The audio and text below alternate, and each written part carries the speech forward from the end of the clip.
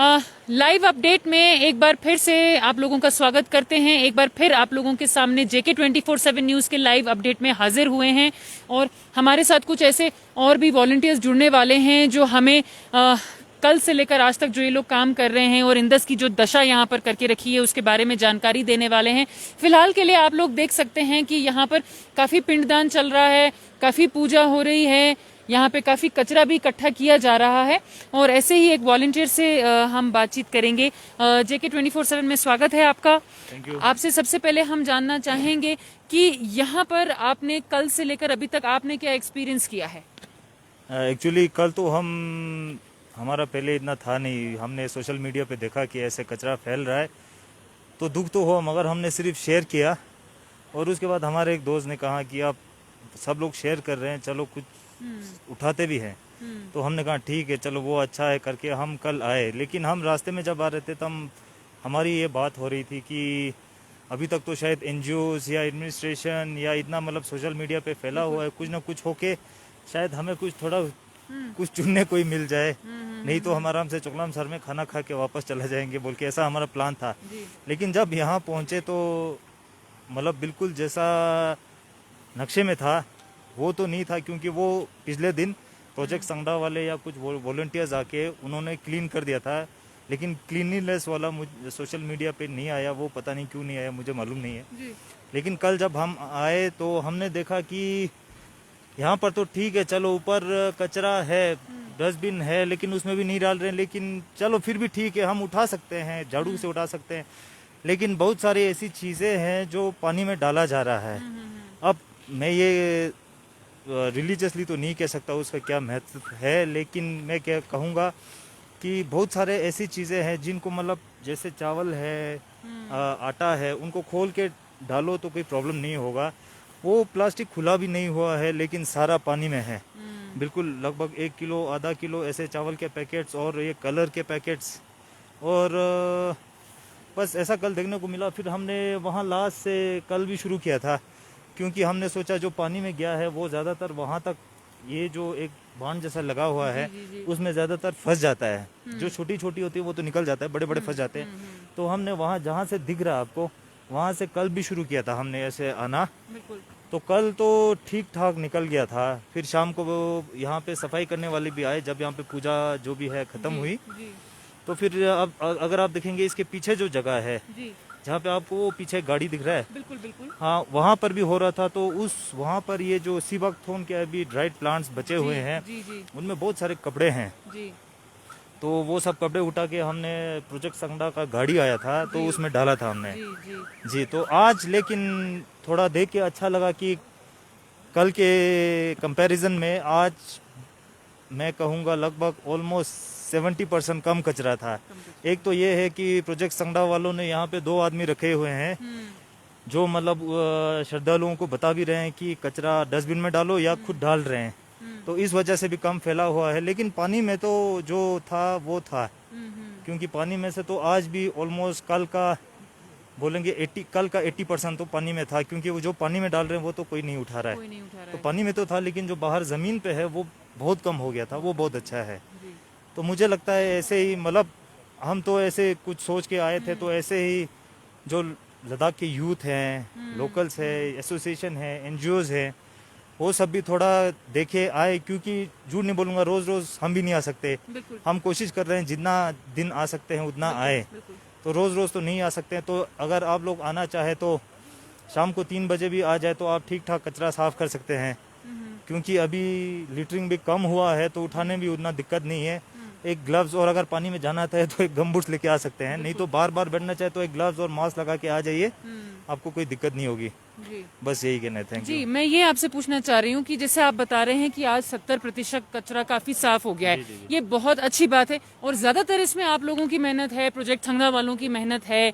लेकिन सबसे बड़ा सवाल यहाँ पर ये उठता है कि बाहर का कचरा साफ करना बहुत आसान है, नदी का कचरा साफ करना सबसे मुश्किल है, क्योंकि इस नदी के पानी पर काफी लोग डिपेंडेंट भी रहते हैं। जैसे पहले लाइव वीडियो में भी आप लोगों को बताया था कि काफी मछलियां होंगी, काफी बर्ड्स जो हैं इस वाटर बॉडी के ऊपर डिपेंडेंट हैं। तो जैसा आप बता रहे हैं इतने सारी सोसाइटीज हैं, इतने NGOs हैं, लेकिन अभी तक किसी को इतना झटका क्यों नहीं लग रहा है? एडमिनिस्ट्रेशन से कहाँ चूक हो रही है कि वो इस तरीके से पानी को गंदा होने दे रहे हैं। हम किसी के भी रिलीजियस सेंटिमेंट्स के खिलाफ नहीं बोलना चाहते हैं, सबका हक बनता है कि अपने धर्म के हिसाब से अपना पूजा पाठ करें, लेकिन जिन्हीं, जैसे मैं पहले भी बार बार यही कहती आई हूँ कि इन्हीं नदियों की हम पूजा करते हैं, तो इन्हीं नदियों को क्यों गंदा किया जा रहा है? क्यों कोई भी एनजीओ, सोसाइटी या एडमिनिस्ट्रेशन को इतना झटका नहीं लग रहा है कि हमें इस तरीके से लद्दाख, हम बार बार कहते हैं, मोदी जी कहते हैं कि कार्बन न्यूट्रल लद्दाख हमें बनाना है, प्लास्टिक फ्री जोन बनाना है, फ्रेजाइल इकोसिस्टम है, फिर क्यों इन चीजों पर ध्यान नहीं दिया जा रहा है? अब मुझे लगता है पता नहीं, मतलब यहाँ पे अब बहुत सारी ऐसी चीज़ें होती है जो अगर मैं बोल दूँ तो उस पर ये पॉलिटिसाइज बहुत हो जाता है, तो मैं उन चीज़ों में पढ़ना नहीं चाहता हूँ, झूठ नहीं बोलूँगा।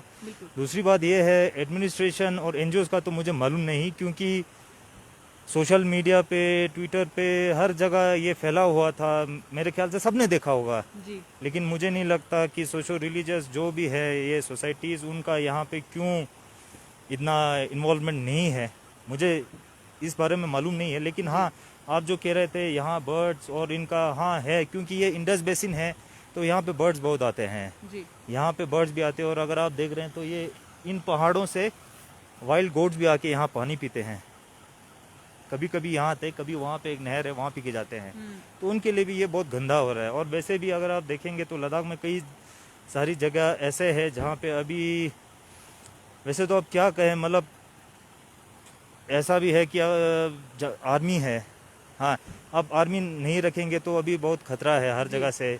लेकिन ये है कि आदमी का ये जो क्या कहते हैं कैंप या जो भी सेटलमेंट जहाँ जहाँ पर है वहाँ से गार्बेज फैल रहा है, लेकिन उसके साथ साथ जो वाइल्ड लाइफ है उस एरिया में वो दूर हटते जा रहा है। तो अब ऐसा है, इसलिए कह रहा हूँ, ये इंडस बेसिन है, इसमें वाइल्ड लाइफ आते हैं, चिड़िया आपको देखने को मिलेंगी, बहुत सारे बर्डर्स यहाँ पे आते हैं, स्पितुक से लेके यहाँ तक पूरा बर्डिंग करते हैं, बर्ड क्लब वालों को भी पता है। बिल्कुल। तो ऐसा है, लेकिन अब रिलीजियस पे तो क्या कहूँ, सबका अपना अपना एक फेथ है, तो फेथ पे तो हम नहीं कह सकते, हमने भी इनसे कुछ नहीं कहा कि आप मत फैलाएं, क्योंकि अब इनका फेथ है तो हम वी रिस्पेक्ट दैट फेथ, ठीक है। तो हमने कहा कि चलो आप गिराते हैं, गिराए, हम उठा देंगे, उसमें कोई प्रॉब्लम नहीं है। तो ऐसा चल रहा है, आप क्या बताएं फिर आपको। जी, हमारे साथ जुड़ने के लिए बहुत शुक्रिया। Thank you. आप लोगों ने अभी सुना, हमारे साथ यहाँ पर कुछ वॉलंटियर्स ने बात करी है, वाकई में बहुत ही बेहतरीन काम इन वॉलंटियर्स ने किया है। जैसा कि पहले वीडियो में भी आपको मैंने बताया है, सिर्फ 3-4 लोग हैं यहाँ से जो कल भी सफाई की है इन्होंने, आज भी इन्होंने सफाई की है। इतनी सारी सोसाइटीज हैं लेह में, इतने सारे एनजीओज हैं, इतने सारे यूनियन है, स्टूडेंट्स यूनियन इतनी ज्यादा एक्टिव रहती है। लेकिन सबसे बड़ी बात जो अभी हमसे एक वॉलंटियर ने कहा है कि पानी में उतर के इंडस बेसिन को साफ करना बहुत ज्यादा जरूरी है।